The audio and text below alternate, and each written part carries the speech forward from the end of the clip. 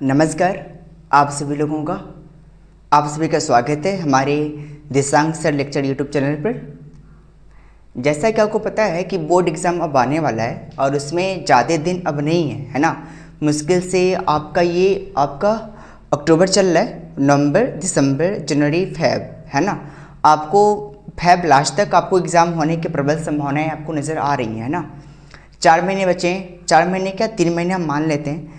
तो 3 महीने में आपको अब समय बिल्कुल भी नहीं है, हमें तैयारी करनी है, भरसक प्रयास करना है कि सभी सिलेबस कंप्लीट हो सके और मेहनत हो सके अच्छे से। तो जब एग्ज़ाम सर पे आता है और लगता है कि एग्ज़ाम बहुत नज़दीक है तो बच्चे हेजिटेशन में जाते हैं और बहुत ज़्यादा डिप्रेशन, तनाव में जाते हैं। तो बिल्कुल तनाव लेने की आवश्यकता नहीं है ना। तो आपको अपने सिलेबस कंप्लीट करने हैं समय पे, बार बार रिवीजन करना है जिससे आपको याद हो सके कोई भी क्वेश्चंस का आंसर। तो इसी सीरीज़ में मैंने भी अपनी सीरीज शुरू की है ना। आपको शायद इस बोर्ड पे लिखी हुई चीज़ें कुछ नज़र ना आ रही हो तो कोई बात नहीं है, टेंशन लेने का नहीं है। मेरा काम रहेगा आपको इस बोर्ड पे लिखी हुई चीज़ें आपको कान तक प्रेषित करना, आपको भेजना और आपको कुछ क्वेश्चन का आंसर आपको समझाना, है ना।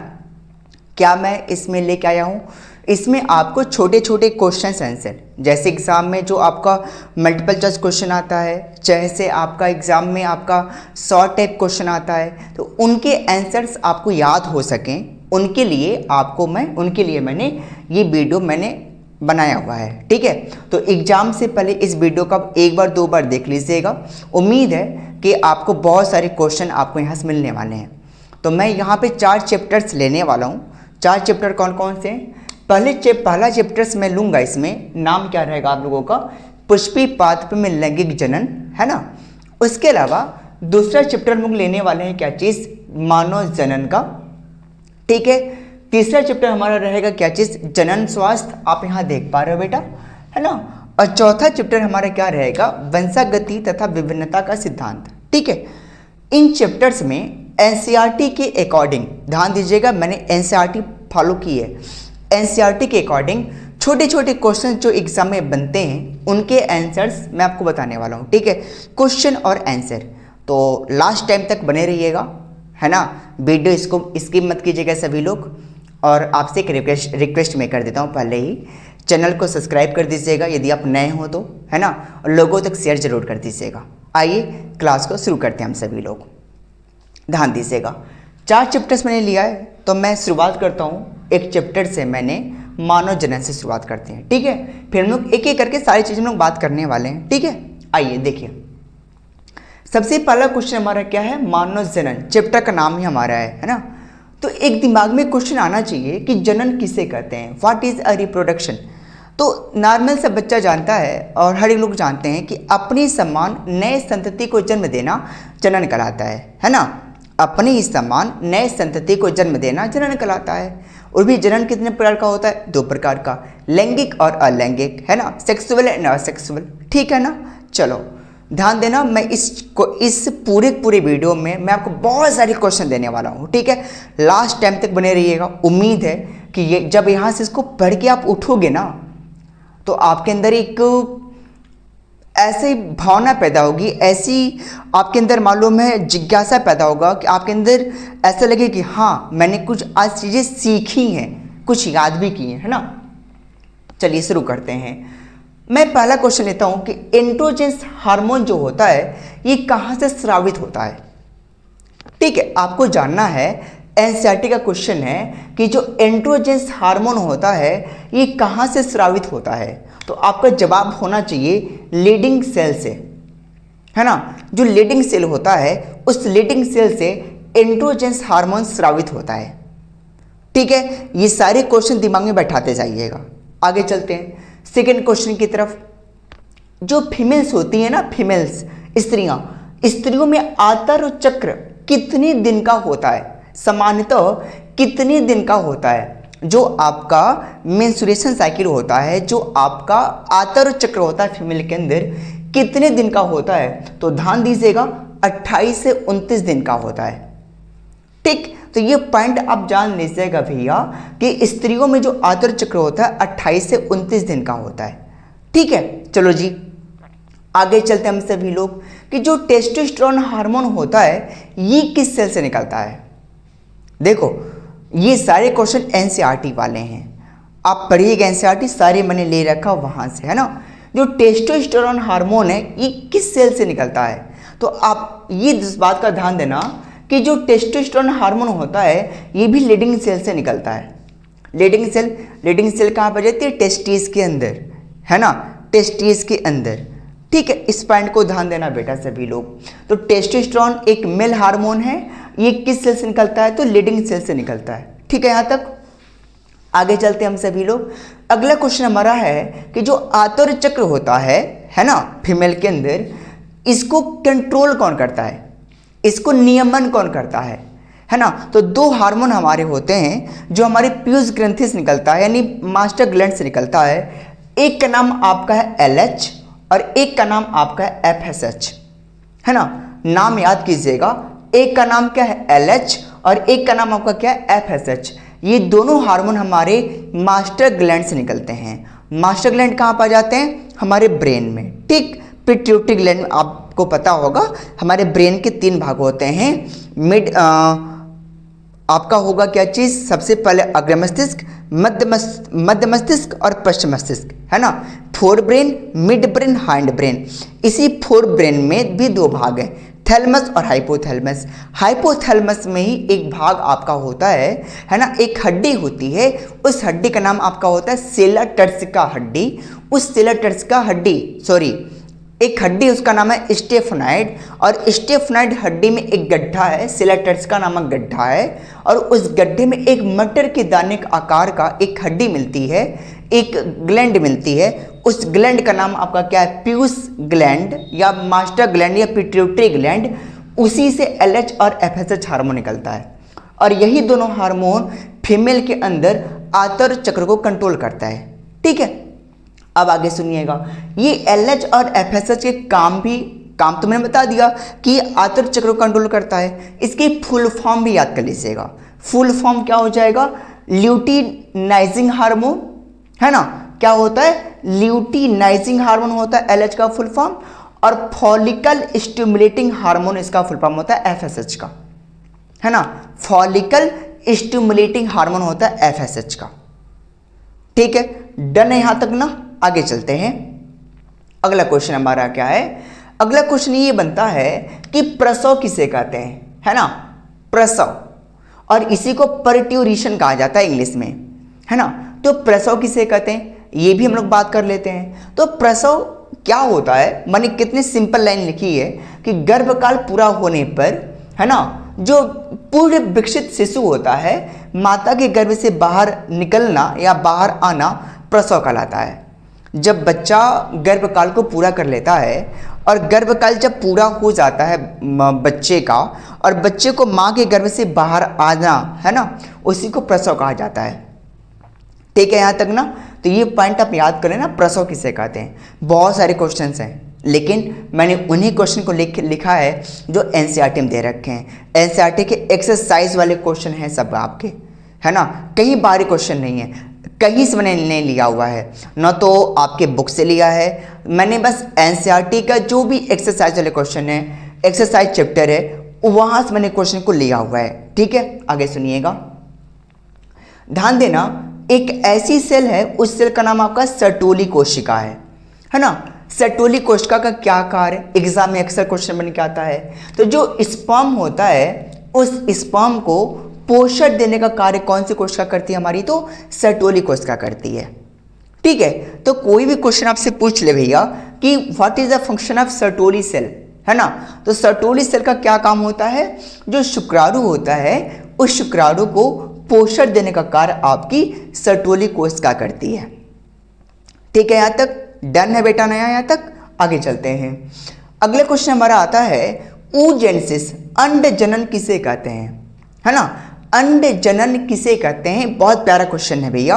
अंड जनन किसे कहते हैं, बहुत नॉर्मल सा आंसर आपका होगा, क्या चीज, स्त्री के अंडाशय में, है ना, जो फीमेल का जो आपका ओवरी होता है, वहां पर एक आपको सेल मिलती है, जनन एपिथेलियम सेल होती है, और जनन एपिथेलियम सेल से अंडाणुओं का निर्माण शुक्र जनन कहलाता है।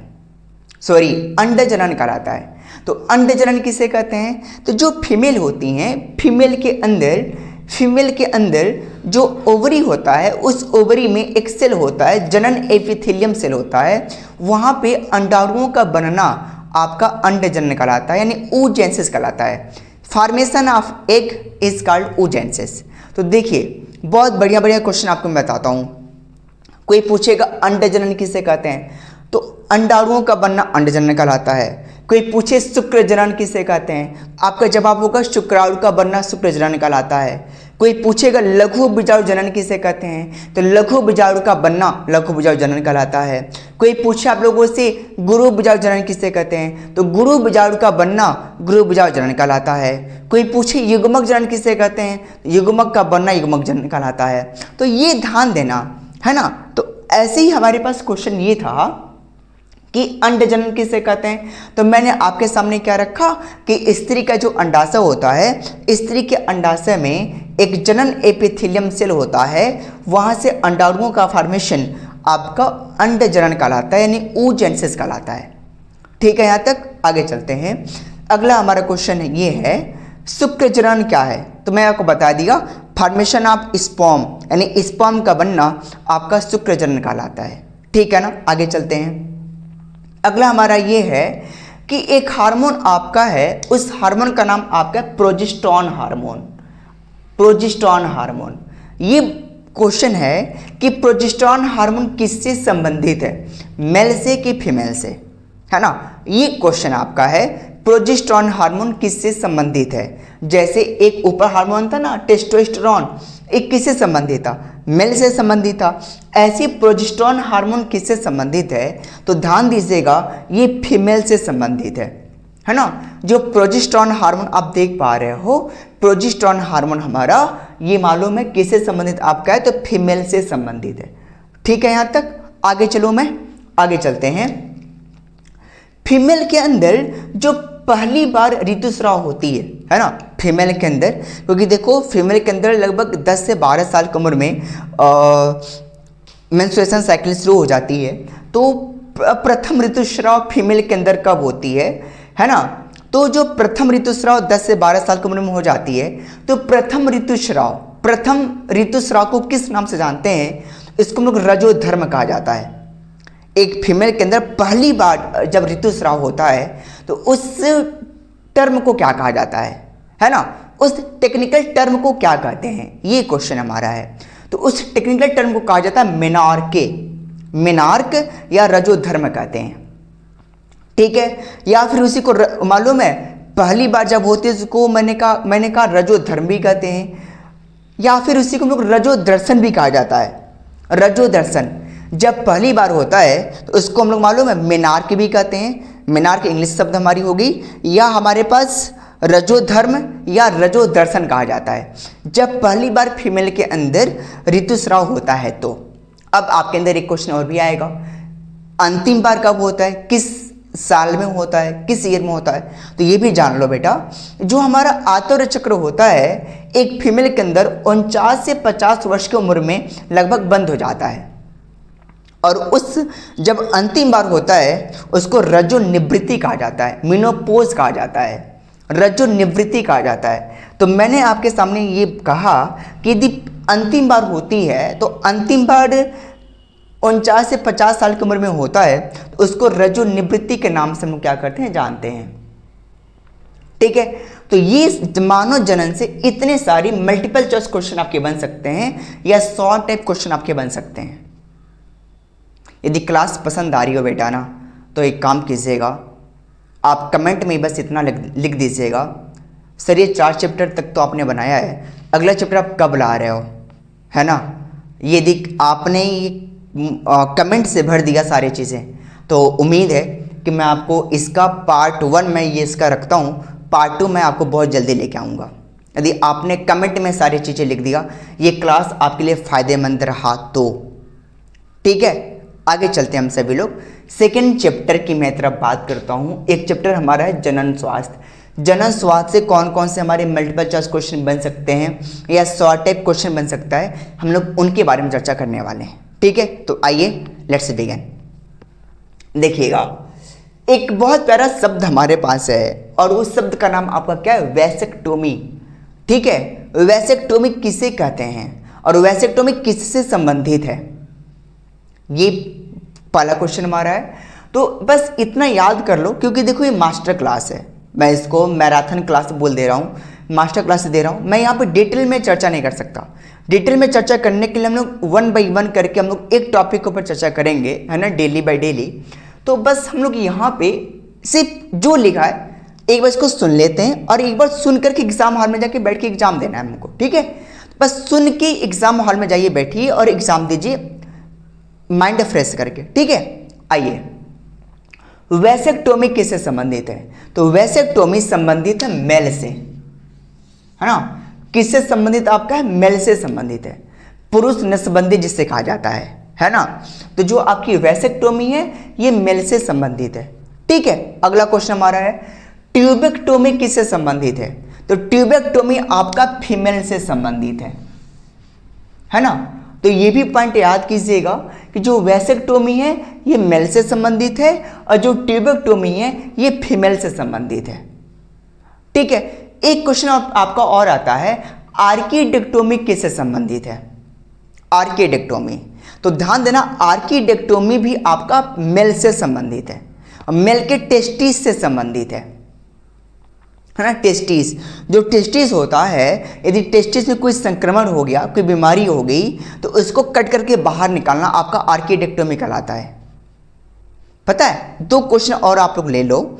जो हमारा टेस्टिस होता है ना, जब माँ के गर्भ में रहते हैं तो 7वां महीना जब चल रहा होता है तो 7वें महीने में माँ के गर्भ से ही क्या होता है? टेस्टिस बॉडी के बाहर आता है। ठीक है, टेस्टिस कहाँ से आता है? बॉडी से बाहर आता है। और पता है, यदि बॉडी से बाहर टेस्टिस ना आ पाए तो उस कंडीशन में क्या होगा? स्पर्म का फॉर्मेशन नहीं होगा और उसको टेक्निकल टर्म में हम लोग क्रिप्टोक्रीडिनिज्म कहा जाता है। क्रिप्टोक्रीडिनिज्म कहा जाता है। ठीक है, अच्छा, एक क्वेश्चन मैं आपसे कर ही देता हूं कि टेस्टिस बॉडी से बाहर क्यों होती है ना। इसका आंसर आप कमेंट में दीजिएगा कि टेस्टिस बॉडी से बाहर क्यों होती है। ठीक है, आगे चलते हैं हम सभी लोग, तब तक आगे चलते हैं। अगला क्वेश्चन हमारा है उल्लोबेधन किसे कहते हैं, है ना। उल्लोबेधन, आप कहोगे सर उल्लोबेधन ये कौन सा टर्म है हिंदी का? हाँ, समझ लो, एग्जामिनर ऐसे क्वेश्चन बनाता है जो शब्द आपके दिमाग से परे होता है ना, जो आपने सोचा नहीं होता ना, ऐसे क्वेश्चन वो लेके आता है। 1-2 क्वेश्चन ऐसे रहता है ना। तो उल्लोबेधन किसे कहते हैं समझ लेना। उल्लोबेधन को कहा जाता है इंग्लिश में एमनियोसेंटेसिस कहा जाता है। अभी क्या होता है उल्लोबेधन? भाई डिटेल में चर्चा तो करनी नहीं है, फिलहाल सुन लो। उल्लोबेधन क्या होता है? ये माँ के गर्भ में पल रहा जो बच्चा है वो स्वस्थ है कि नहीं स्वस्थ है ना। वो स्वस्थ है कि नहीं स्वस्थ है, उसकी बॉडी, उस जो फिटस है, फिटस किसे कहते हैं?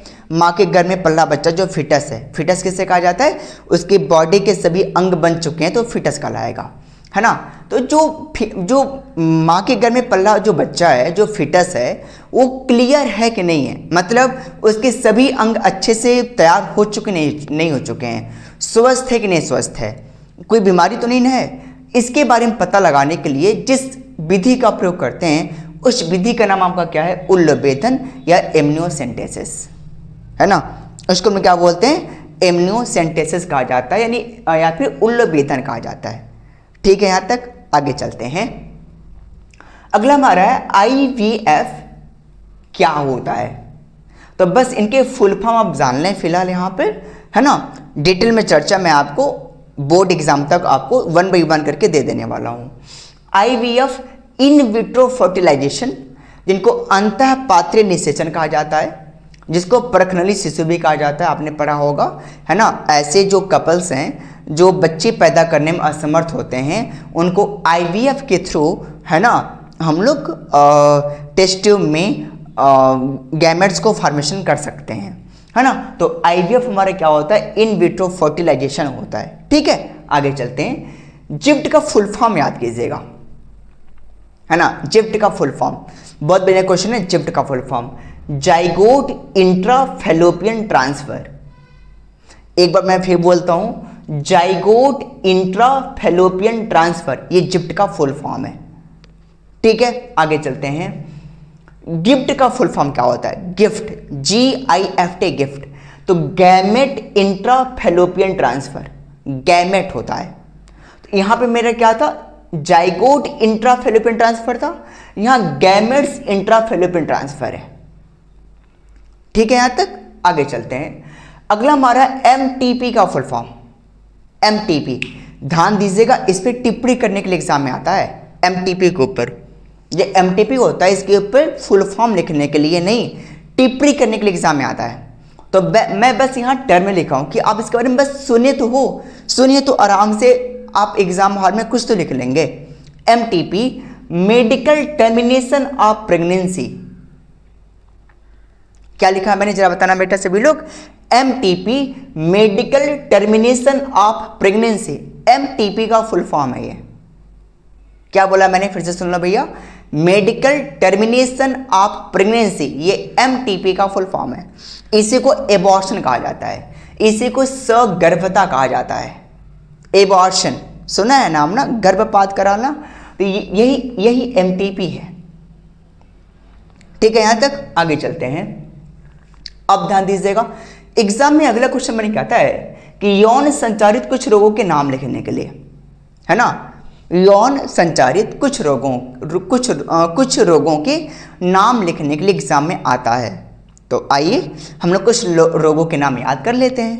ठीक है, आओ देखो, जैसे जरा ध्यान देना, सिफिलिस एक रोग हमारे पास है, सिफिलिस, है ना। जो सिफिलिस हमारा है, ये मालूम है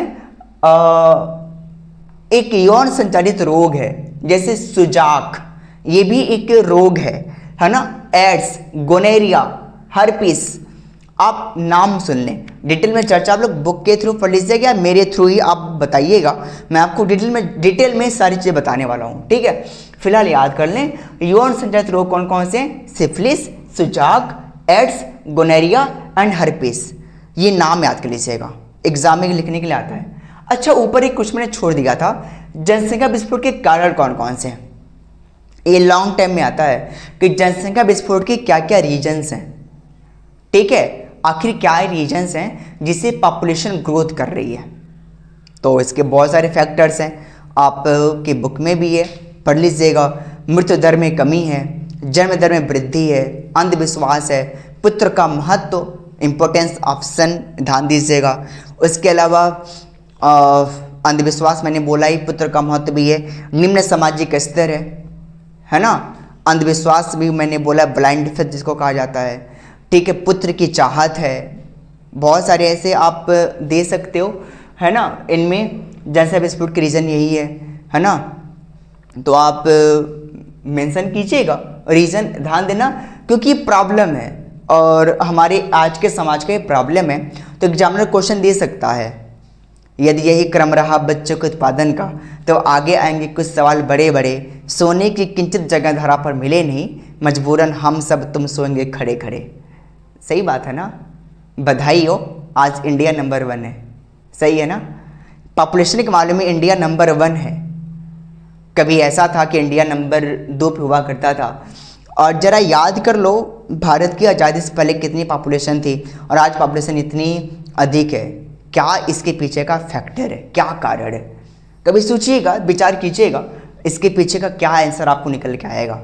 ठीक है, सोचो बेरोजगारी का कितना बड़ा आज के डेट में प्रॉब्लम क्रिएट हो रहा है। फिलहाल बात इस पर हम लोग नहीं करने वाले हैं, आगे चलते हैं।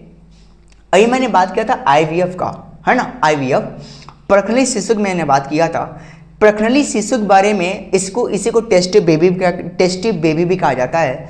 तो प्रखनली शिशु टेस्ट बेबी को कौन लॉन्च किया था, है ना, कौन लेके आया था, है ना। तो नाम आप याद कीजिएगा, उनका नाम था रॉबर्ट एडवर्ड्स। मैं लिखता हूँ, ध्यान देना, है ना, रॉबर्ट एडवर्ड्स। आप देख पा रहे हो, रॉबर्ट एडवर्ड्स जो थे, ये प्रखनली शिशु टेस्ट बेबी को लेके आए थे, है ना। ये अंग्रेज थे, एक इंग्लैंड के रहने वाले थे, रॉबर्ट एडवर्ड्स, और इन्होंने ही इसको सबसे पहले बनाया था। और सबसे पहले टेस्ट बेबी कौन थी? लुइस ब्राउन थी, है ना। अच्छा, आपको ये बताना है कि टेस्ट बेबी प्रगनली शिशु को भारत में कौन लेकर आया था? भारत में प्रचार प्रसार कौन किया? ठीक है, वर्ल्ड में तो प्रगनली शिशु के जनक की बात करूं, फाउंडर की बात करूं तो रॉबर्ट एडवर्ड्स हैं, लेकिन भारत में इसको प्रचार प्रसार कौन किया अच्छे से? सुभाष मुखर्जी थे, है ना। आप नाम याद कर लीजिएगा, नाम क्या था उनका? सुभाष मुखर्जी। ठीक है, आगे चलते हैं।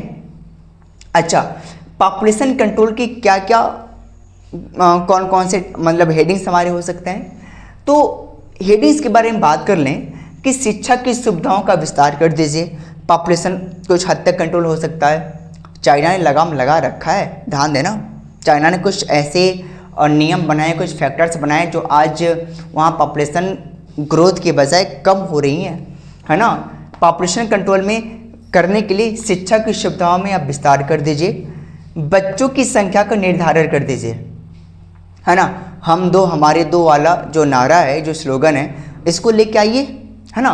इसके अलावा परिवार कल्याण कार्यक्रम को आप अच्छे से लागू कीजिए, गांव-गांव समाज समाज लोग जाने, लोग इसके बारे में जागरूकता फैलाएं, है ना। उसके अलावा विवाह की आयु में वृद्धि कर दें, है ना। जो विवाह की आयु है वो वृद्धि कर दें, उसमें शायद पॉपुलेशन कंट्रोल में कुछ कमी हो सकती आ सकती है ना। चलो जी, एक क्वेश्चन हमारा और बनता है सरोगेट मदर पर टिप्पणी करने के लिए।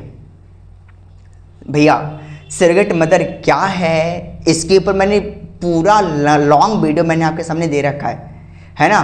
कोख की माँ, है ना, एक ऐसी फीमेल है जो कपल्स हैं और उस कपल्स की जो फीमेल है वो उसको मालूम है जो एम्ब्रियो है, जो भ्रूण है, डेवलप नहीं कर पाती है, तो हम उसका एग लेते हैं और मेल का स्पर्म लेते हैं, दोनों को टेस्ट ट्यूब में लेकर के हम एम्ब्रियो बना लेते हैं और एक ऐसी फीमेल को खोजते हैं, एक ऐसी माँ को खोजते हैं जो उस एम्ब्रियो को अपने गर्भ के अंदर ले लेती है।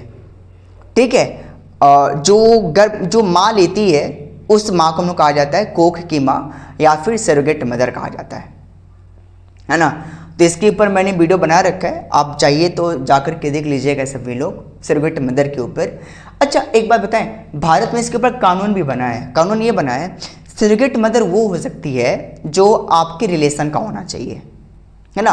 आपके रिलेशन का ही कोई मौसी या कोई जो भी हो, मैं नाम नहीं लेना चाहता, है ना, मतलब आपके रिलेशन का ही कोई होना चाहिए।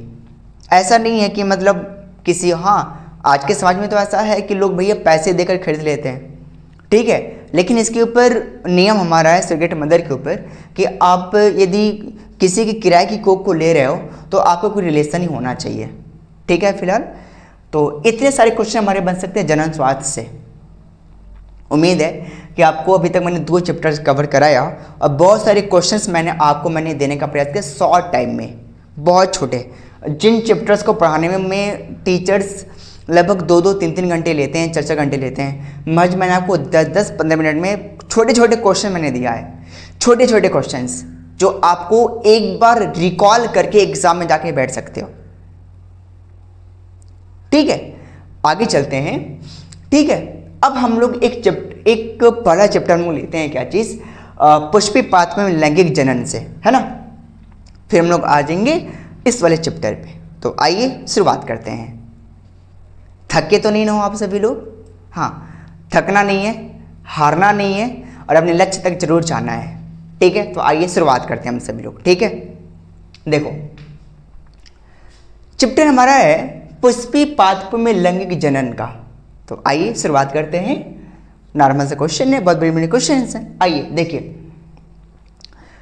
क्वेश्चन हमारा बन के आता है, एनसीईआरटी का क्वेश्चन है, बीजांड का वह स्थान बताइएगा, बीजांड का जो हमारा ओव्यूल होता है ना, जो हमारा बीजांड होता है, बीजांड का वह स्थान जहां बीजांड वृंत जुड़ा होता है उसे क्या कहा जाता है? फनिकल जहां जुड़ा होता है ना। तो आपको बताना है बीजांड का वो लोकेशन बताना है जहां पर बीजांड वृंत फनिकल जुड़ा होता है, उसको नाभिका कहा जाता है। प्लीज आप रिमेंबर कर लीजिएगा, नाभिका कहते हैं। ठीक है, चलो जी आगे चलते हैं सेकेंड क्वेश्चन की तरफ। सेब कैसा फल है? तो सेब एक असत्य फल है, मैंने यहाँ नोट डाउन कर रखा है। सेब एक कैसा फल आपका? असत्य फल है। आओ रिकॉल करवा देता हूँ 1 मिनट के अंदर। फल आपके 2 प्रकार के होते हैं। सबसे पहले फल किसे कहते हैं? तो जो आपका फल होता है, ठीक है, निषेचित जो अंडाशय होता है, निषेचित अंडाशय ही आपका फल कहलाता है, ठीक है। अब जो फल होता है ये 2 प्रकार का होता है। कौन कौन सा? एक आपका होता है सत्य फल, एक होता है असत्य फल।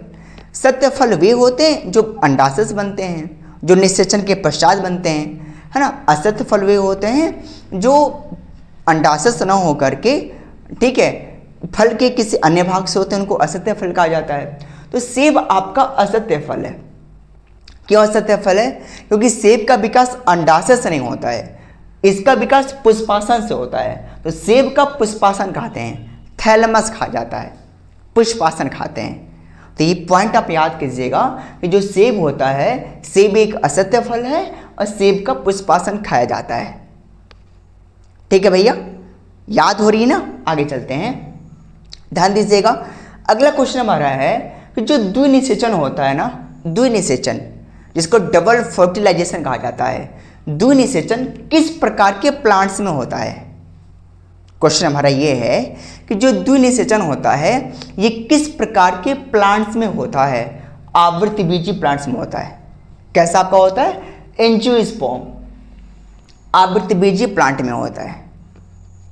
ठीक है भैया, तो याद कर लेना सभी लोग। आगे चलते हैं, देखिएगा मैं कुछ एग्जाम्पल देता हूं असत्य फल का, जैसे सेब, स्ट्रॉबेरी, अखरोट, ये सब के सब असत्य फल हैं। क्या लिखा मैंने जरा बताना भैया? सेब, स्ट्रॉबेरी, अखरोट, ये सब के सब असत्य फल हैं। कैसे क्वेश्चन बन के आता है एग्जाम में? एग्जाम में क्वेश्चन ऐसे बन के आएगा कि किन्हीं 2 या किन्हीं 3 असत्य फल के नाम लिखिए। और देखो मैंने जितने क्वेश्चंस करा रहा हूँ ना, ये अति लघुत्तरी हैं। मैं कोई लघुत्तरी क्वेश्चन की मैं बात नहीं कर रहा आप सभी के सामने, ठीक है। तो प्लीज़ रिमेंबर कर लीजिएगा सभी लोग। मेरा क्वेश्चन यही था कि किन्हीं 2 असत्य फलों के नाम लिखिए। तो सेब, स्ट्रॉबेरी, अखरोट, ये सब के सब आपके क्या है? तो असत्य फल के एग्जाम्पल हैं। ठीक है, यहाँ तक आगे चलते हैं।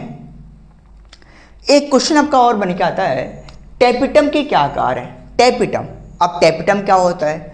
जो आपका माइक्रोस्पोरेंजियम होता है, जो आपका लघु बीजार्धानी होता है, लघु बीजार्धानी का जो सबसे अंदर का लेयर होता है, सबसे अंदर का इंटरनल लेयर, जो लेयर आपका होता है वो टेपिटम होता है। उस टेपिटम के क्या फंक्शन है? उस टेपिटम के क्या कार्य हैं? तो टेपिटम के कार्य की बात कर लें तो क्या होता है? पोलन ग्रेन को न्यूट्रिशन देना, परागकणों को न्यूट्रिशन देना, पोषण देना, टेपिटम का कार्य होता है। ठीक है, यहां तक आगे चलते हैं। अगला क्वेश्चन हमारा है, भ्रूण विज्ञान के जनक कौन है? भ्रूण विज्ञान, एम्ब्रियोलॉजी, ध्यान देना। भ्रूण विज्ञान जो होता है, भ्रूण विज्ञान मैं आपको बता दूं, the study of embryo is called embryology, है ना। भ्रूण का अध्ययन जीव विज्ञान की जिस शाखा में करते हैं उसका नाम हमारा क्या है? एम्ब्रियोलॉजी है।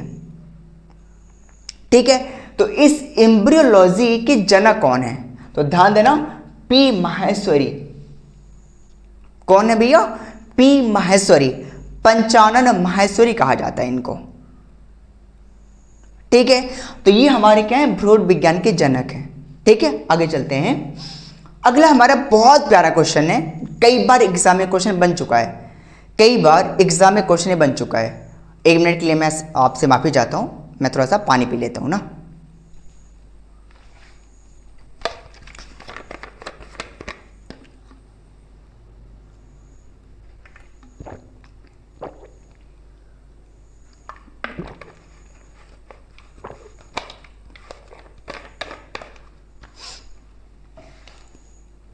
हाँ जी, ध्यान देना सब लोग। अब हाँ जी, तो मैंने आपसे कहा कि एग्जाम में क्वेश्चन बहुत बढ़िया बन जाता है और कई बार एग्जाम में क्वेश्चन पूछा भी है कि सेल्विया एक प्लांट है, सेल्विया में एक प्लांट है और फ्लावर भी है, कौन सा पॉलिनेशन इसमें होता है सेल्विया में?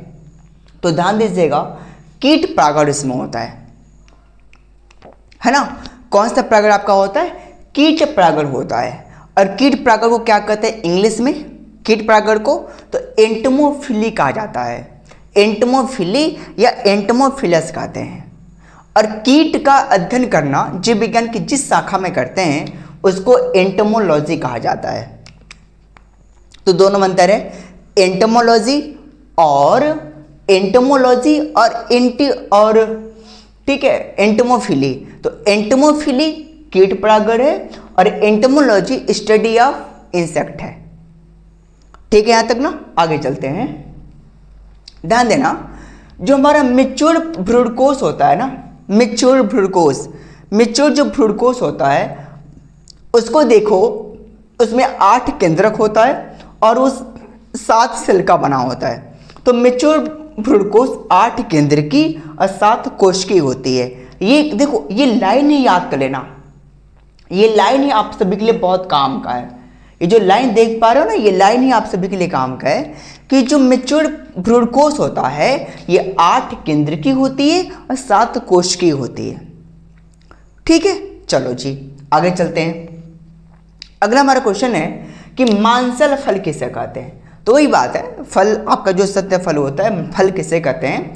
तो जिनका विकास अंडाशय से होता है उसको मांसल फल कहा जाता है। ठीक है, तो नॉर्मल सा क्वेश्चन था ये वाला। अगला एक क्वेश्चन और भी आसान सा है, पुष्पक्रम किसे कहते हैं? इनफ्लोरेसेंस किसे कहा जाता है? तो ध्यान दीजिएगा, जो पुष्प होता है, पुष्प के अक्ष पर देखो भाई साहब, ये पुष्प है तो पुष्प के एक्सिस पर पुष्प है, पुष्प का जो अक्ष है इस पे फूल का लगना आपका पुष्पक्रम कहलाता है, यानी इनफ्लोरेसेंस कहलाता है। ठीक है, तो ये पुष्पक्रम आप याद कर लीजिएगा। ठीक है, चलो और भी देखो कितना बढ़िया क्वेश्चन है, सबसे प्यारा क्वेश्चन है एग्जाम के पॉइंट ऑफ व्यू से, कि जलीय परागण करने वाले 2 पौधों के नाम लिखिए जिसमें जल के द्वारा परागण होता है ना। तो आप याद कीजिएगा, एक पौधा आपका है वेलिसनेरिया और एक आपका हाइड्रिला। ठीक है, इन दोनों के अंदर जलीय परागण होता है, यानी जल के द्वारा पॉलिनेशन आपका होता है। कौन सा? Vallisneria and hydrilla. कमेंट में आप जवाब दीजिएगा कि जल के द्वारा होने वाले परागण को जलीय परागण कहते हैं, इसको इंग्लिश में क्या कहा जाता है? ठीक है, या आप कमेंट में जवाब दे दीजिएगा, है ना। चलो जी अगला हमारा है निमिलिता पुष्प किसे कहा जाता है? क्लेस्टोगैमी, है ना। निमिलिता पुष्प किसे कहा जाता है? ये भी कई बार क्वेश्चन बन के आया हुआ है एग्जाम में। तो ध्यान दीजिएगा, कुछ ऐसे द्विलिंगी पुष्प होते हैं जो कभी नहीं खिलते हैं, है ना। कुछ ऐसे द्विलिंगी पुष्प होते हैं जो कभी खिलते ही नहीं हैं, उन्हीं को क्लेस्टोगैमी या फिर निमिलिता पुष्प कहा जाता है ना। तो याद कीजिएगा, है ना, निमिलिता पुष्प किसे कहा जाता है? ऐसे पुष्प जो कभी नहीं खिलते हैं उनको हम लोग मालूम है निमिलिता पुष्प कहा जाता है। आप याद कीजिएगा इनके एग्जाम्पल याद कीजिएगा। एग्जाम्पल जैसे कनकौवा एक पौधा है, आप एक काम कीजिएगा, जाके गूगल से सर्च कर लीजिएगा कनकौवा प्लांट्स, है ना। उसके अलावा गुल मेहंदी। अच्छा, आपने खट्टी बूटी खाई है? खट्टी बूटी बचपन में तो खाया होगा। ये जो लीफ होती है आपने देखा होगा, खट्टी बूटी, उसको लोग तोड़ते हैं और तोड़ करके खाते हैं तो खट्टा लगता है ना, खट्टी बूटी। आप इसको एक पल के लिए देखो, खट्टी बूटी, वो खट्टी बूटी में भी निमिलिता पुष्प का एग्जाम्पल है फिलहाल। ठीक है, आप सर्च कीजिएगा। मैं आपको जब लॉन्ग वीडियो कराऊंगा ना, हर एक टॉपिक पे ऊपर जब मैं लॉन्ग वीडियो कराऊंगा तो आपको ये सारे क्वेश्चंस के जवाब पता चल जाएगा, है ना, खूब अच्छे से। फिलहाल आप यहाँ बस ये याद कर लें कि मालूम है निमिलिता पुष्प किसे कहा जाता है? तो कुछ द्विलिंगी पुष्प होते हैं जो कभी खिलते ही नहीं है, उन्हें निमिलिता पुष्प कहा जाता है, जैसे कनकौवा, गुलमेहंदी होता है। ठीक है, चलो जी अगला क्वेश्चन हमारा है, बैगिंग लगाना या थैली लगाना तकनीक क्या होता है ना। बैगिंग लगाना या थैली लगाना तकनीक क्या है? बहुत बढ़िया क्वेश्चन है भैया, बताइए। जवाब पता है तो इसका सभी लोगों के पास? नहीं ना, तो सुन लो। आंसर क्या है? जो हमारा ऐच्छिक परागकण होता है ना, ऐच्छिक परागकण, ऐच्छिक परागकणों को प्रवेश कराना और अनैच्छिक परागकणों को रोकना हमारा बैगिंग लगाना या थ्रिल लगाना तकनीक है। फिलहाल आप यहाँ इस क्लास में ये बस यही याद कर लें, हमारी इच्छा के अनुसार जो पोलन ग्रेन है उनको स्टिग्मा तक लेके जाना है ना, और अनैच्छिक परागकणों को रोकना है ना, हमारा थैली लगाना तकनीक है, या फिर बैगिंग करना हमारा टेक्निक है। ठीक है, आगे चलते हैं। एक सेब को आभासी फल क्यों कहते हैं? तो ये तो पता ही है, क्योंकि सेब का विकास अंडाशय से न होकर के पुष्प के पुष्पासन से होता है, इसलिए सेब को आभासी फल कहते हैं, है ना। तो ये बच्चे को पता है, रिकॉल मैं करवा रहा हूँ, रिकॉल कर लीजिएगा। ठीक है, अगला हमारा क्वेश्चन है, असंगजनता एपोमिक्सिस किसे कहा जाता है? एपोमिक्सिस किसे कहते हैं? असंगजनता किसे कहा जाता है? तो देख लीजिए, बिना युग्मक संलयन का, बिना मेल गैमेट और बिना फीमेल गैमेट दोनों उपलब्ध नहीं है ना, बिना गैमेट्स फर्टिलाइजेशन के, बिना गैमेट्स के, है ना, क्या कर लेना, नए पौधे का विकास हो जाना असंगजनता कहलाता है।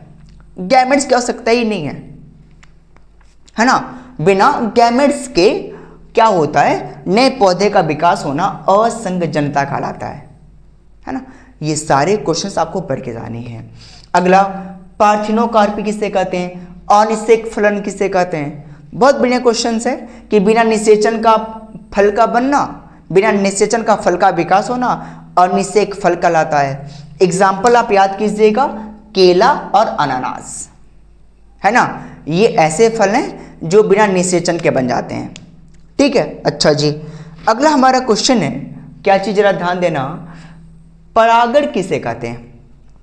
परागण, तो ये तो बच्चों वाला क्वेश्चन है, हम लोग 10th से पढ़ते आते हैं, 10th क्या क्लास 8 से पढ़ते आते हैं, परागण किससे क्या होता है। तो परागकोश से परागकण का निकलना और निकल करके वर्तिकाग्र पे पहुंचना आपका परागकण कहलाता है। परागकण भी दो प्रकार का, स्वयं परागण और परपरागण, सेल्फ पॉलिनेशन और क्रॉस पॉलिनेशन, है ना, पढ़ लीजिएगा आप सभी लोग। अगला हमारा बहुत प्यारा क्वेश्चन है, बी पुंसन किसे कहते हैं? बी पुंसन, तो एक द्विलिंगी पुष्प के कली अवस्था को काट कर अलग कर देना बी पुंसन कहलाता है ना। कोई पुष्प है और उस पुष्प में की जो कली अवस्था है उसको काट करके आप अलग कर दो, इसी को बी पुंसन कहते हैं। ठीक है, चलो जी आगे चलते हैं। द्विनिषेचन की खोज किसने किया था? ये तो बच्चे को पता है, फिलहाल आप रिकॉल कर लो, क्योंकि मैं रिकॉल करवा रहा हूँ आज की इस क्लास में। तो आप ये ध्यान देना, द्विनिषेचन की खोज नॉस्चिन ने किया था। किसने किया था भैया? नॉस्चिन ने किया था। अब ये देखो, 3 बड़े बड़े क्वेश्चंस हैं जो कि मैं यहाँ पे इसको इरेज करके मैं बता नहीं सकता, मैं इसको लॉन्ग वीडियो में लेके आऊँगा, बता दूंगा। त्रिसंलयन किसे कहते हैं? पढ़ लीजिएगा। द्विनिषेचन किसे कहते हैं? ये पढ़ लीजिएगा। भ्रूणपोष और भ्रूणकोश में क्या अंतर है? ये पढ़ लीजिएगा। अब बीजांड का स्ट्रक्चर पढ़ लीजिएगा। फिलहाल ये तो छोटे क्वेश्चन नहीं है, मैंने बस नोट डाउन कर लिया, क्योंकि एनसीईआरटी में जितने भी एक्सरसाइज वाले क्वेश्चन थे मैंने सभी को पुट डाउन कर रखा है, छोटे छोटे क्वेश्चंस। तो ये 2-3 बड़े क्वेश्चंस हैं, माफ़ी चाहूँगा, मुझे नहीं लिखना चाहिए था। फिलहाल आप एक पल के लिए देख लीजिएगा। ठीक है, चलो जी, अब तक हम लोगों ने 3 चैप्टर्स को कवर कर लिया है। कैसा लग रहा है आप सभी लोगों को? प्लीज़ कमेंट में जवाब दीजिएगा सभी लोग, है ना। क्या आपको इसमें से कई सारे क्वेश्चंस आपके दिमाग में आ रहे कि नहीं आ रहे? आपने जो साल भर पढ़ाई की है ना, उसी का रिवीजन क्लास है ये। छोटे छोटे टर्म्स आपके दिमाग में बैठाना, एक बार रिकॉल करवाना मेरा मकसद था। ये पार्ट 1 रहेगा। ठीक है, अभी मैं 3rd चैप्टर तक हूँ, 4था चैप्टर मैं ले रहा हूँ, लेकिन 4थे चैप्टर में मैं उतना डीपली नहीं जाऊँगा। मैंने ज़्यादा क्वेश्चन नहीं लिया है 4थे चैप्टर से। यदि आपको यहाँ तक पूरी चीज़ें समझ में आ रही हैं तो विश्वास मानो आप सभी मुझे कमेंट करके बताइएगा, तो मैं इसका नेक्स्ट क्लास ज़रूर लेकर आऊँगा, नेक्स्ट पार्ट इसका। ठीक है, आइएगा, बिना टाइम वेस्ट किए मैं आपको 4थे चैप्टर में कई सारे क्वेश्चंस मैं कराता हूँ। ठीक है, नॉर्मली छोटे छोटे क्वेश्चंस हैं, जैसे ध्यान दीजिएगा। 4थे चैप्टर का हमारा नाम क्या है? जेनेटिक्स एंड वेरिएशन, है ना। वंशागति तथा विभिन्नता का सिद्धांत, मैंने विविधता लिखा है, विभिन्नता का सिद्धांत, है ना। सबसे पहला क्वेश्चन हमारा यही बनता है कि अनुवांशिकी किसे कहते हैं, है ना। अनुवांशिकी किसे कहते हैं, जेनेटिक्स किसे कहा जाता है। तो नॉर्मल से क्वेश्चन है कि अनुवांशिकी जीव विज्ञान की वह शाखा है जिसमें वंशागति तथा विभिन्नता का अध्ययन करते हैं, है ना, उसे अनुवांशिकी कहते हैं। अच्छा, अनुवांशिकी की इंग्लिश क्या होती है, जेनेटिक्स ना। जेनेटिक्स शब्द कौन दिया था पता है, जेनेटिक्स शब्द दिया था बेटसन ने, बेटसन। जेनेटिक्स शब्द कौन दिया था, बेटसन ने दिया था, ये याद कर लीजिएगा, ठीक है। चलो जी अगला हमारा क्वेश्चन है वंशागति किसे कहते हैं। तो वंशागति बहुत नॉर्मल सा है। वंशागति को कहा जाता है इनहेरिटेंस। जैसे माता पिता के लक्षण जब उनके बच्चों में ट्रांसफर होता है, जब कोई लक्षण एक पीढ़ी से दूसरी पीढ़ी में ट्रांसफर होता है, उसी को वंशागति कहा जाता है ना, उसी को वंशागति कहा जाता है। तो वंशागति की इकाई क्या है, जीन है ना। तो मैं पूछूं वंशागति की इकाई क्या है, तो आपका जवाब यही होगा, वंशागति की इकाई हमारी जीन होती है। और जीन शब्द कौन दिया था, तो ध्यान देना, जोहानसन ने जीन शब्द का प्रयोग किया था। एक महोदय थे जोहानसन महोदय ने जीन शब्द का प्रयोग किया था, ठीक है। आगे चलते हैं। अगला आपको ये पता होना चाहिए कि जो हमारा द्विसंकर संकरण होता है, देखो मैं क्लास नहीं ले रहा हूँ इसका, बस आपको रिकॉल करवा रहा हूँ। जो द्विसंकर संकरण होता है, डायहाइब्रिड जो क्रॉस होता है, डायहाइब्रिड क्रॉस का फिनोटाइप कितना आता है, प्लीज रिमेंबर कर लीजिएगा। मल्टीपल चॉइस क्वेश्चन में एग्जाम में बन के आता है कि जो डायहाइब्रिड क्रॉस होती है उसका फिनोटाइप आपका होता है 9:3:3:1, 9:3:3:1। ये क्या होती है, आपकी डायहाइब्रिड क्रॉस का फिनोटाइप होता है, ठीक है। यहां तक आगे चलते हैं। अच्छा, इसी का जीनोटाइप में पूछो तो, डायहाइब्रिड क्रॉस का जीनोटाइप पूछो तो क्या बताओगे सभी लोग, बताइए। 1:2:1। मैं यहां लिख तो नहीं सकता, लेकिन आप याद कर लीजिएगा। 1:2:1, 2:4:2, 1:2:1। ये क्या है, डायहाइब्रिड क्रॉस का जीनोटाइप है, और ये फिनोटाइप है। फिनोटाइप क्या, 9:3:3:1, और जीनोटाइप आपका 121, 242, 121। याद कैसे करोगे, 1 का डबल 2, देखो ऐसे याद करो, 121 का डबल 242, और इसको उठा के यहां पटक दो, ठीक है। हाँ जी, आगे चलते हैं। ध्यान देना, एक बहुत बढ़िया क्वेश्चन है, कई बार एग्जाम में एक क्वेश्चन आया हुआ है, डाउन सिंड्रोम क्या होता है। डाउन सिंड्रोम, तो जो 21वीं जोड़ी के जो क्रोमोसोम्स होता है, वहां पर एक क्रोमोसोम बढ़ जाता है ना। 21वीं जोड़ी की गुणसूत्र पर एक गुणसूत्र की संख्या बढ़ जाती है, जिसे त्रिसूत्रता आ जाती है, यानी 2 की जगह 3 हो जाता है, ट्राइसोमिक अवस्था हो जाती है। इसी वजह से आपका डाउन सिंड्रोम होता है। और डाउन सिंड्रोम के हम लोग मंगोली जड़ता भी कहा जाता है ना। और डाउन सिंड्रोम की खोज किसने किया था, लैंगडन डाउन ने किया था। इसके लक्षण क्या हैं, सिम्टम्स क्या हैं, ये सारे क्लासेस हमारे लॉन्ग वीडियो में आपको देखने को मिलेगा, है ना। बात करेंगे हम सभी लोग 1 by 1 करके, है ना। एग्जाम तक कोई टेंशन लेना नहीं है, सारी चीज़ें आपको मैं मक्खन करवाऊंगा, है ना। आइए फिलहाल आगे चलते हैं। मेंडल ने टोटल कितने लक्षणों के बारे में अध्ययन किया था, तो नॉर्मल सा क्वेश्चन है, टोटल 7 लक्षणों को लेकर उन्होंने अध्ययन किया था, ठीक है। चलो जी, मेंडल ने किस पौधे का चुनाव किया था, तो मेंडल ने मटर के पौधे का चुनाव किया था, है ना। अब मटर के पौधे का चुनाव किया था, तो मटर का साइंटिफिक नेम क्या होता है, पाइसम सेटाइवम, है ना। एग्जामिनर क्वेश्चन पूछता है, जब आप प्रैक्टिकल एग्जाम देने जाते हो तो पूछ लेता है मटर का साइंटिफिक नेम क्या होता है, पाइसम सेटाइवम होता है, ठीक है। चलो जी, मटर के पौधे चुनने के क्या कारण है, उन्होंने मटर के पौधे चुनाव क्यों किया था मेंडल ने, तो 2-3 रीजन आप बताइएगा। पहला वो तो 1 वर्षीय होता है, साल भर में आसानी से ग्रो हो जाता है। उसके अलावा मैं बोल सकता हूँ कि मालूम है उसमें विभिन्नताएं बहुत अधिक हैं, वेरिएशंस बहुत अधिक वो पाया जाता है उसमें, है ना, मटर के पौधे में। और एक तो और मटर का जो पौधा वो द्विलिंगी पुष्प है, द्विलिंगी पौधा है ना। इस वजह से मटर के पौधे उन्होंने चुनाव किया था। मटर के पौधे को आसानी से किसी ग्राउंड में आसानी से उगाया भी जा सकता है ना। अच्छा ये बताओ, मेंडल ने कितने साल तक प्रयोग किया था? 7 साल तक, है ना। अच्छा एक आपको बताऊं फैक्चुअल डाटा, मेंडल का डेथ किस रोग से हुआ था पता है सबको? मेंडल, जब मैं इनको पढ़ाता हूँ ना क्लास में, तो अब मैं बताता हूँ कि जो मेंडल थी, मेंडल की डेथ एक रोग से हुआ था। उसका नाम था उज्ज्वल रोग, उज्ज्वल। अब जब उज्ज्वल नाम सुनते ही बच्चे के अंदर एक क्वेश्चन आता है, उज्ज्वल, ये कौन सा उज्ज्वल रोग है? नहीं, उज्ज्वल रोग को ब्राइट डिजीज कहा जाता है, जो किडनी से संबंधित थी, है ना। फिलहाल ये सब लॉन्ग वीडियो वाली क्लासेस हैं, हाँ, तो ये मैंने आपको बता दिया इतने सारी चीज़ें। अब आपको यहाँ सारी चीज़ें दिख रही हैं, मैं जल्दी जल्दी कर दे रहा हूँ, है ना, ध्यान देना। अलील किसे कहते हैं? अलील। तो सबसे पहले अलील को जानने के लिए आपको जानना होगा जीन क्या होता है। तो जो जीन होता है, ये हमारी वंशागति की सबसे छोटी इकाई होती है जीन। जब जीन हमारा पेयर्स में काम करना शुरू कर दे, वैसे जीन हमारे हमेशा पेयर्स में काम करती है। Gene, a pair of gene is called allele, a pair of gene is called allele. Gene के जोड़े को ही अलील कहते हैं, पता है। और अलील को ही हम लोग हिंदी में बोलते हैं युग्म विकल्पी। क्या बोलते हैं बच्चा? युग्म विकल्पी कहा जाता है। जब जीन जोड़े में काम करने लगे तो उसी को कहा जाता है बेटा अलील। और जीन शब्द कौन दिया था? जोहानसन ने दिया था। ठीक है, यहां तक आगे चलते हैं।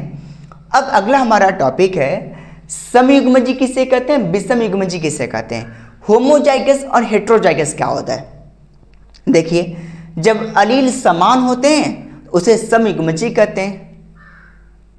अब इसको यार इलेबोरेट करो अच्छे से, तब बच्चों को और अच्छे समझ में आएगा। नहीं, रहने देते हैं, इस क्लास में नहीं, फिलहाल सुन लीजिए। जब अलील आपका समान होता है, सेम होता है, उसे समयुग्मजी कहा जाता है। जैसे आप पढ़ते हो ना कैपिटल टी, दोनों कैपिटल टी हैं तो समयुग्मजी होगा, होमोजाइगस होगा। दोनों स्मॉल टी हैं तो होमोजाइगस होगा। और यदि मैं पूछूं विषमयुग्मजी किसे कहते हैं, क्या बताएंगे आप? बताइए, क्या बताएंगे सभी लोग? विषमयुग्मजी वे होते हैं जिनमें अलील समान नहीं होते हैं। जैसे एक कैपिटल टी, एक दूसरा स्मॉल टी, चाहे एक स्मॉल टी या दूसरा कैपिटल टी, ये आपका विषमयुग्मजी आपका होता है, यानी हेट्रोजाइगस आपका होता है ये। ठीक है, यहां तक आगे चलते हैं। अगला आपका है फिनोटाइप और जीनोटाइप क्या होता है। फिलहाल मैं बता देता हूं फिनोटाइप और जीनोटाइप क्या होता है। देखिए, मैं पूछूं कि ये मार्कर कैसा दिख रहा है, सर कहोगे मार्कर, ये मार्कर सफ़ेद रंग का दिख रहा है, ब्लैक, ऊपर इसका ढक्कन है और राउंड शेप में। हाँ जी, तो बाहर से कोई चीज़ देखने पे कैसा दिखता है उसको फिनोटाइप कहते हैं। जैसे यदि मैं दीवार को देखूं, दीवार का कलर वाइट रंग इसका है ना।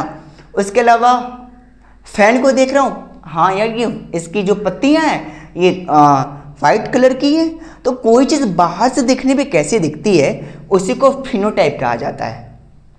लक्षण प्रारूप, है ना, इसी को मेंडल ने मटर के पौधे के ऊपर अप्लाई कर दिया कि मटर के पौधे में मटर के बीज का आकार कैसा है, राउंड है कि रिंकल्ड है, ग्रीन है कि वाइट है।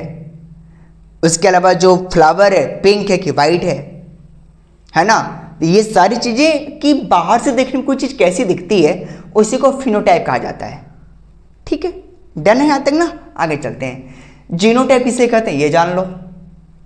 जीनोटाइप, तो ध्यान दो, जीनोटाइप वे होते हैं, जीन को लिखने का तरीका जीनोटाइप कहलाता है।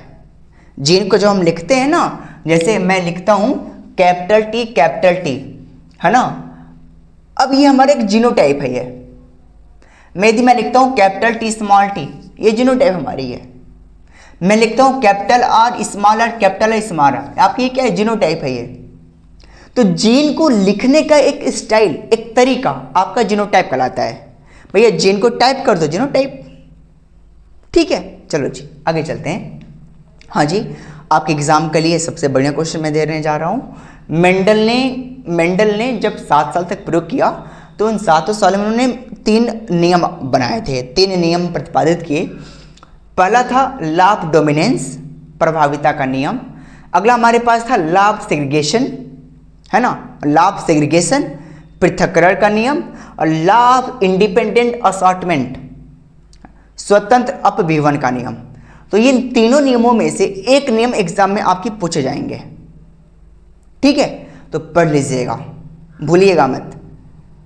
और आपको यदि थोड़ा सा भी अपने बोर्ड एग्जाम की चाहत है ना, मेरे अच्छे खासे नंबर आ जाएं, तो प्लीज़ पढ़ लीजिएगा इसको, कोई ना कोई एक एग्जाम में देखने को मिलेगा, ठीक है। चलो आगे चलते हैं। मैं यहाँ पे इसको नहीं कवर करा रहा हूँ, मैं लेके आऊँगा आपके लिए स्पेशल वीडियो, तो आपको वहाँ समझ में आ जाएगी। अगला देखिएगा, इनकम्प्लीट डोमिनेंस का एग्जाम्पल बताना आप सभी लोगों को, अपूर्ण प्रभाविता का एग्जाम्पल। तो आप याद कर लीजिएगा, गुलेबांस। सबने देखा गुलेबांस का पौधा? किसने नहीं देखा? यार हाथ उठा दो, लाइव क्लास तो है नहीं है, तो बस इतना याद कर लो, जो अपूर्ण प्रभाविता हमारा है, जो गुलेबांस होता है, ये सबने देखा है। नहीं देखा तो कोई बात नहीं है, जाके एक बार गूगल पिक देख लो, सबने देखा है, सबके घर के अगल बगल होगा गुलेबांस का पौधा। नहीं पता? क्या बायोलॉजी पढ़ते हो आप सभी लोग, पढ़ लो, है ना। तो जो इनकम्प्लीट डोमिनेंस होता है, इसका एग्जाम्पल हमारा क्या है? गुलेबांस, जिसको मिराबिलिस जलापा कहा जाता है। क्या कहा जाता है? मिराबिलिस जलापा कहा जाता है, इसका साइंटिफिक नेम है, ठीक है। चलो जी आगे चलते हैं। अगला ध्यान देना, 2 टॉपिक और है हमारे पास है, एक संकर क्रॉस और द्विसंकर क्रॉस, ये दोनों पढ़ लीजिएगा सभी लोग, लॉन्ग वीडियो वाले हैं, टॉपिक आपके हैं। कोडोमिनेंस, सप्रभाविता, ये भी पढ़ लेना सभी लोग। और कोडोमिनेंस एग्जाम्पल आपका है ब्लड अलील, ब्लड वाला है आप लोगों का, कि जो ब्लड ग्रुप ए और बी होता है, ए बी, है ना, ये कोडोमिनेंस का एग्जाम्पल है ना, तो पढ़ लीजिएगा, ठीक है। उम्मीद है इसके आगे की क्लास मैं आपको आने वाले डेट में लेकर आऊँगा। फिलहाल आपको ये क्लास कैसा लगा आप प्लीज़ कमेंट में बताइएगा, क्योंकि आप सभी के लिए मैंने क्वेश्चन छांटे और छांट करके मैंने आपके लिए इस बोर्ड पेपर नोट डाउन किया, आपके सामने लेके आया।